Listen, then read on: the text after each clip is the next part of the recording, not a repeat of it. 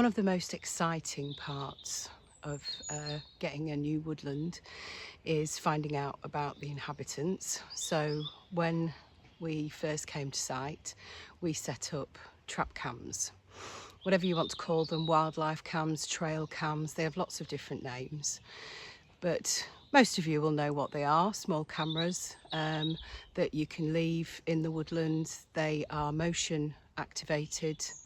The ones that we've got do night vision as well as, you know, the usual daytime stuff. So I just wanted to go over a bit of those and show you some of the footage that we've captured as well. In terms of price point and the best brand names, I'm afraid we are complete amateurs. We knew that we wanted solar because we wanted to leave them for longer extended periods. And we didn't know how long the battery powered ones would last because we simply wanted to capture as much footage as possible and be able to leave them for as long as possible. So we went for the iZEEKER solar, which are available on Amazon. I think they're about £40, but I will check and pop it up on the screen for you. We have no affiliation to that brand whatsoever. It just so happened that they were the ones that we liked the look of. They had some good reviews and they were nice and affordable. So what we do is every time we come to the woodland, we obviously bring spare batteries because the solar cameras do have backup batteries that we always check, which just gives you that bit of extended life. So we bring backup batteries and we have 2 sets of SD cards of the right, because I think it's a maximum 1 to 8 that these particular cameras will take, but anyway, check your brand, check what they do, what they'll take. And every time we come, we switch over the SD cards, take the old ones home, put new ones in, reset the cameras, wipe the SD card, and then they are ready to go. We then take the footage home, and I've got a small dongle for the SD cards which just clips into my phone, and then I can access the footage and save it from there. We have found with the solar cams that in winter, obviously general sunshine is a lot less. However, the canopy of leaves are gone, so they do tend to get as much of the sun as is possible. We are sure to site them in areas that have pockets of sunshine. As you can see behind me, there's a little bit of sunshine, so we would site them where we knew that they would maybe get a couple of hours of sun per day, or we can put them in the winter in the sunnier glades so that they do get more sun. In the summer it's less of an issue. They can actually manage on being in more shadier areas, so you know, they do tend to work for us. Over the 2 years that we've had them, we've found that they need to be taken home and fully charged with the Type-C connector once a year, just to give them a big boost.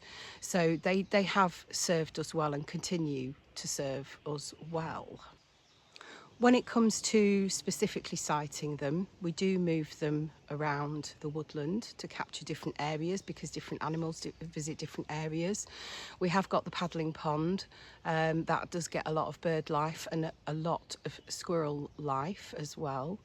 We do site them as well so that we can capture the deer trails because they're very visible in the woodland. They do leave paths, and obviously where we know that the badgers come as well. When we're sighting them, it's often better to have them as close as possible to the ground if you want to pick up the smaller animals like the mice. When you're placing them, it's very important to move away anything that might set off the camera because it's movement sensitive. So if you've got long grasses, we have wasted entire SD cards of footage purely because we'd placed them in front of long grasses, and when the wind blew, the grasses moved and it thought it was an animal. So just be aware of making sure of your sight for that. There's not anything that's going to set them off when they don't need to be set off. You can put them at higher up in the trees. I wouldn't say any further than a metre if you want close-up footage, because any higher than a metre, you're not going to get the great. It's going to be too far away from things like deer and such. So we do a mixture of heights and a mixture of locations. The other thing that they do sadly pick up are trespassers. This is a private woodland, and although we don't object to people walking through, treating the land with respect, we have caught poachers before on the trap cams. We've caught rubberneckers who are coming in and looking at our base camp. Fortunately, nobody has done any actual damage. However, the poacher, that would have been a very, very scary experience had either of us come face to face with somebody with a loaded shotgun. And in that instance, the individual was carrying a loaded, cocked shotgun. So we reported that to the police, and we had the footage, and it's private land. The police were quite appreciative of that. So yeah, they do pick up the good as well as the bad. However, it does give us a certain amount of peace of mind that we can keep an eye on anybody coming in. If there's any particular individuals who are frequenting, we could take action. And they did a really nice experience. Was they picked up a gentleman who was walking through on a regular basis, being very, very gentle with the land, just walking through and clearly enjoying it. And then that particular gentleman happened to come into the woods when we were in base camp, and he was very polite and simply announced that he'd been walking in these woods since they were planted and had no intention of stopping.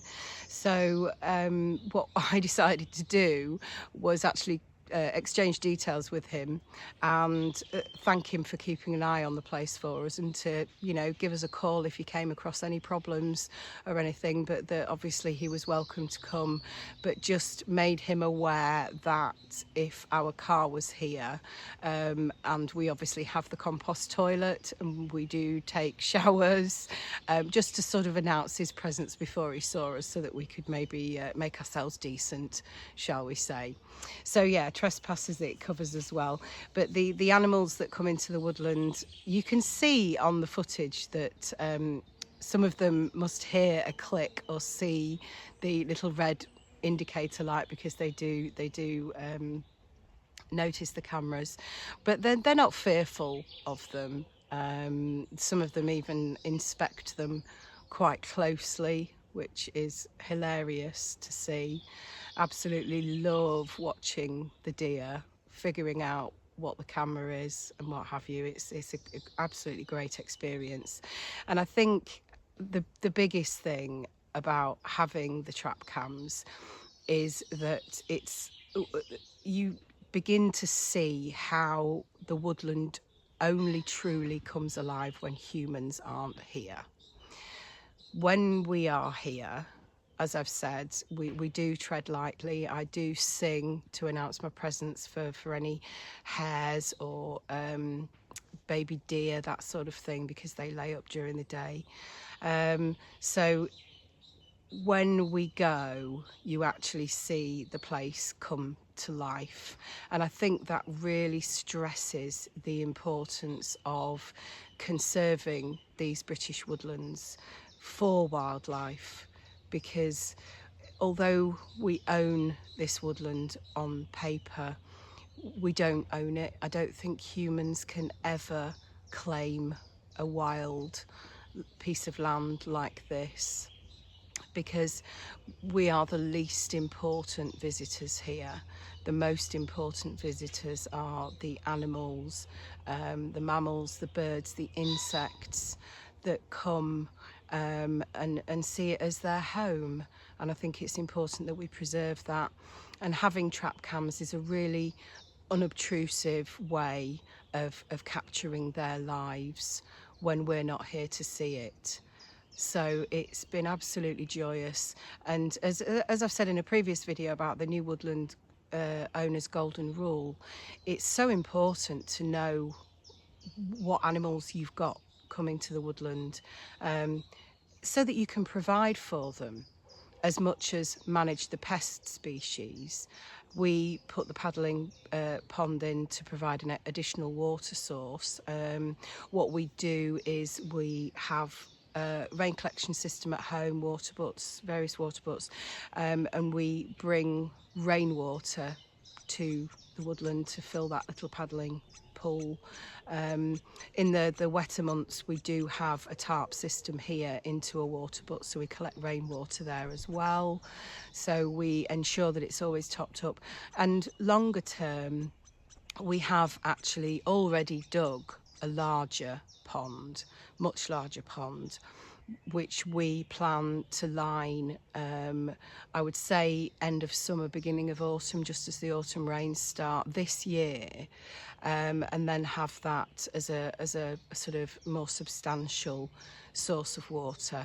And what we will also do with that is we will set up a tarp rain collection system, along possibly with a water butt that we've already got, so that we can keep it continuously topped up in the summer months as well, because it is a much larger body of water.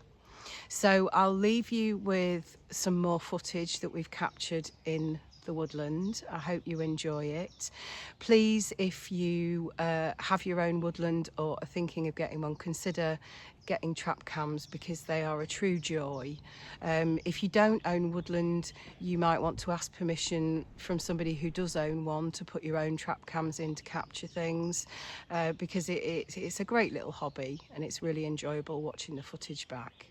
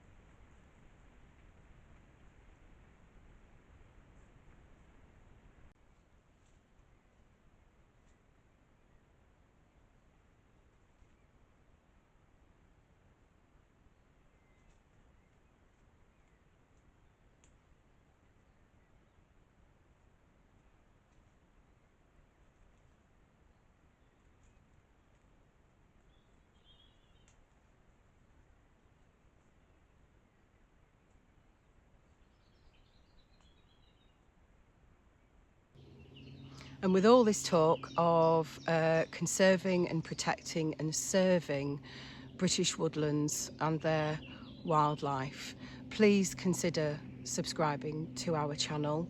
We really want to gain as much traction as possible to raise awareness of the subject. So also please drop us a like. You can click the bell so you'll get alerts for new videos. We really do appreciate every new subscriber.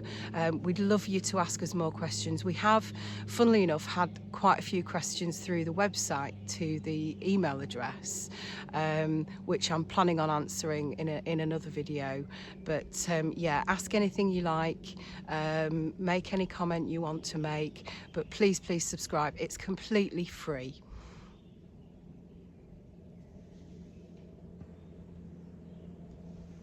Thank you for watching, and we'll see you again soon.